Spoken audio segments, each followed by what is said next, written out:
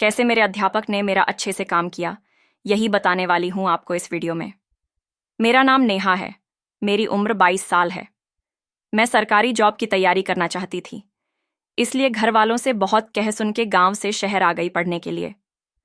मैं मीहिमपुरवा नाम के शहर में एक रूम लेके रहती हूँ, अकेले और खुद बनाती खाती हूँ। मैंने पढ़ने के लिए ऑनलाइन कोर्स खरीदा था और रूम में एकांत माहौल में लैपटॉप पर पढ़ाई किया करती थी। लेकिन यहाँ पर कुछ दिनों बाद मैंने महसूस किया कि घर वालों के पैसों से मेरी ज़रूरतें पूरी नहीं हो पा रही थीं।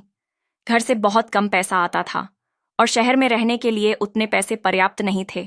इसलिए मैं किसी ऐसे लड़के को तलाश करने लगी जो मेरी ज़रूरतें पूरी कर सके और मेरे खर्चे उठा सके।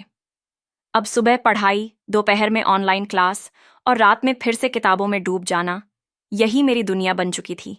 लेकिन सच्चाई ये थी कि अकेले रूम में बैठकर पढ़ाई करने से कभी कभी बहुत घुटन होने लगती थी। एक दिन खाना बनाने का मन कर रहा था तो माय हैंगर्स कैफे नाम के होटल में कुछ खाने गई। मैंने बर्गर ऑर्डर किया और बैठकर वेट करने लगी। तभी मेरे ही टेबल पे, मेरे सामने वाली कुर्सी पे एक हैंडसम लड़का आकर बैठा, करीब 27 साल का। बेहद साफ सुथरे कपड़े, क्लासिक घड़ी और आत्मविश्वास से भरी आंखें, और दिखने में काफी पैसे वाले घर का लग रहा था। वो इतना स्मार्ट लगा कि मुझसे रहा नहीं गया, तो मैंने बात शुरू करना चाहा। इसके लिए पहले मैंने उसको हल्की सी स्माइल दी।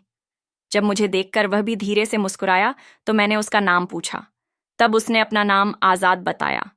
इसके बाद हमारी बात स्टार्ट हुई और बात करके मुझे पता चला कि वो एक प्राइवेट स्कूल में टीचर है, जो मेरे लिए अच्छा ही था, क्योंकि अपनी पढ़ाई से जुड़ी हुई कोई कन्फ्यूजन मैं इससे पूछ सकती थी। उसने भी मेरे बारे में मेरा नाम वगैरह पूछा। मैंने सब कुछ, सारी स्थिति उसको बता दी। वो दोपहर में लंच करने कैफे आया था। स्कूल का टाइम हो गया तो वो चला गया। उसने मेरा नंबर ले लिया था, इसलिए हम अगले दिन फिर उसी हैंगर्स कैफे में मिले। अब शायद धीरे धीरे उसको भी मुझ में इंटरेस्ट आने लगा था। अगले दिन मैं उसके लिए टिफिन में अपने हाथ की बनाई हुई सब्जी पूरी ले गई थी। हमने साथ में बैठकर खाया और वो उसको बहुत पसंद आई। उसने मेरा हाथ चूम लिया। मैं शर्मा गई। कुछ दिनों तक ऐसा ही चलता रहा। अब उसकी वजह से मेरी ज़रूरतें भी पूरी होने लगी थीं, क्योंकि वो कहता था, किसी भी चीज़ की ज़रूरत हो तो मुझे तुरंत बता दिया करो। एक दिन की बात है, शाम के समय वो मेरे रूम पे आया। उसमें मुझे अपना एक स्टार्टअप आइडिया बताया। उसने कहा, नेहा, मैं एक लाइब्रेरी खोलने जा रहा हूँ, तुम बताओ क्या ये सही रहेगा? मैंने बिना सोचे जवाब दे दिया, हाँ, परफेक्ट आइडिया है, क्योंकि मिहिनपुरवा में पढ़ने वाले बच्चों की संख्या भी ज़्यादा है। आपको लाइब्रेरी आसमान छुएगी और आपके लाइब्रेरी की पहली ग्राहक मैं रहूंगी। इस पर आजाद धीरे से मुस्कुराते हुए बोले, यही तो मैं चाहता हूँ। फिर उन्होंने मुझसे पूछा, लाइब्रेरी का नाम क्या रखूं? मैंने थोड़ा सोचकर कहा, फ्यूचर लाइब्रेरी रख लीजिए। उन्हें मेरा सजेस्ट किया हुआ नाम बहुत अच्छा लगा। अगले दिन उन्होंने लाइब्रेरी के लिए एक बड़ा सा हॉल देखा, जो मेरे रूम के बिल्कुल पास में था, और फिर लाइब्रेरी का काम शुरू हुआ। लगभग 1 महीने तक काम चलने के बाद, जब लाइब्रेरी कंप्लीट होने से थोड़ा सा बाकी था, तब आजाद ने मुझे वहां बुलाया और कहा, नेहा, आज से तुम यहाँ पढ़ सकती हो। मेरे लिए कोई फीस नहीं थी, क्योंकि शायद मैं आजाद की गर्लफ्रेंड बन चुकी थी। अभी लाइब्रेरी पीड़ा कंप्लीट नहीं हुआ था और मैं वहां जाकर पढ़ने लगी, और मेरे साइड में आजाद भी बैठ जाते थे मेरे डाउट्स क्लियर करने के लिए, क्योंकि लाइब्रेरी का काम भी चल रहा था, इसलिए वो भी देखना होता उनको।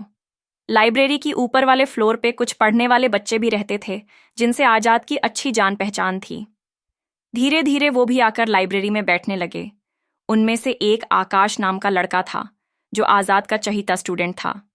लेकिन लाइब्रेरी के ऊपर वाले फ्लोर पे एक रूम खाली था, और मेरे लिए आजाद ने रूम मालिक से बात करके वो वाला रूम मुझे दिलवा दिया। एक दिन की बात है, लाइब्रेरी में सिर्फ मैं और आजाद ही थे। वो मेरे बिल्कुल पास बैठे थे। मैं पढ़ाई में बिजी थी। रात का समय था। अचानक से उन्होंने धीरे से मेरा एक हाथ थाम लिया। मैं समझ गई कि आजाद के अरमान जाग उठे हैं। तभी अचानक लाइट चली गई। फिर क्या था? हमने थोड़ा काम वहीं कर दिया, लेकिन वहां कंफर्टेबल नहीं था, इसलिए मैंने उनको मेरे रूम में चलने को कहा। हम दोनों सीढ़ियां चढ़कर रूम में जाने लगे। मैं उस वक्त जिस हालत में थी, कोई भी देख लेता तो समझ जाता कि ये दोनों कर क्या रहे हैं। आजाद आगे थे और मैं जस्ट उनके पीछे। मैं जैसे ही रूम में घुसी, मैंने नोटिस किया कि बगल वाले रूम के बाहर से आकाश ने हमें देख लिया। मैं तुरंत अपने शक को यकीन में बदलने के लिए जल्दी से बाहर आई, लेकिन वो वहां नहीं था। फिर मैंने रूम में जाकर दरवाज़ा बंद कर लिया, और इसके बाद जो हुआ मैं क्या ही बताऊं। अगर आप डिटेल में सुनना चाहते हैं कि हमने कैसे क्या क्या किया तो कमेंट में पार्ट 2 लिख दीजिए, जिसके बाद मैं अगले वीडियो में आगे जो हुआ वो पूरे विस्तार से बताऊंगी। तो आने वाली वीडियो देखने के लिए इस वीडियो को लाइक करके इस भाभी की नाभी चैनल को सब्सक्राइब कर लीजिए। मैं फिर मिलूंगी अगली वीडियो में।